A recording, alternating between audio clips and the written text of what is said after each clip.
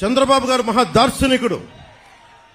ఈ మధ్య నేను ప్రతిసారి మాదాపూర్కి వెళ్తున్నప్పుడు నేను లేట్ 99లో చూస్తున్నప్పుడు ఆయన 2020 విజన్ కి ఎలా జరుగుద్ది ఏం జరుగుద్ది అని అనుకునేవాడిని.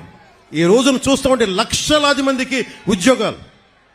ఒక్కడి విజనరీ, ఒక్క విజన్, ఒక్కరి దార్శనికత. ఏం కావాలి?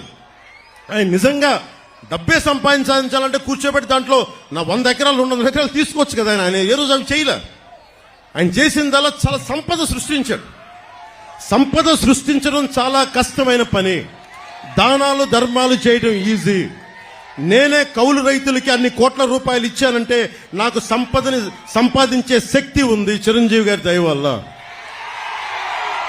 ఆయన ఒక స్కిల్ డెవలప్మెంట్ నాకు ఇస్తే ఆ సంపదను సంపాదించి కౌలు రైతులకి పెట్టగలిగాను. నేనే ఇన్ని కోట్లు సంపాదించి కౌలు రైతులకి ఇస్తే ఇంతమంది యువతకి స్కిల్ డెవలప్మెంట్ కి రేపొద్దున మన ఎన్డీఏ ప్రభుత్వం ఆయన అనుభవంతో కనుక వస్తే ఎంతమంది చేయగలరు?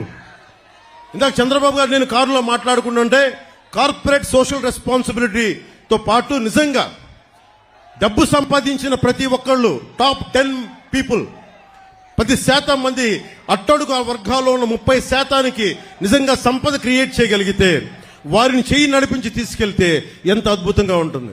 ప్రధానమంత్రి మోదీ గారు అదే కోరుకుంటా ఉన్నారు. అట్టడుగు స్థాయిలో ఉన్న పేదరికులు ఉన్న వాళ్ళకి సంపదన పనులు చేయాలని, సంపాదన ఇవ్వాలి, వాళ్ళకి సంపాదన పనులు చేయాలని ఆ దిశగా మేము అడుగులు ఇస్తున్నాం. ఆ దిశగా మేము ముందుకెళ్తున్నాం.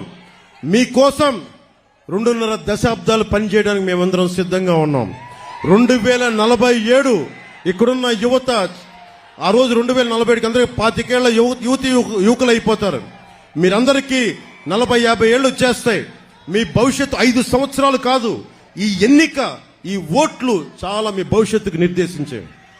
దయచేసి మీరు దృష్టిలో పెట్టుకొని మా సరదా కోసం చెప్పట్లేదు, మీ భవిష్యత్తు కోసం వచ్చాం.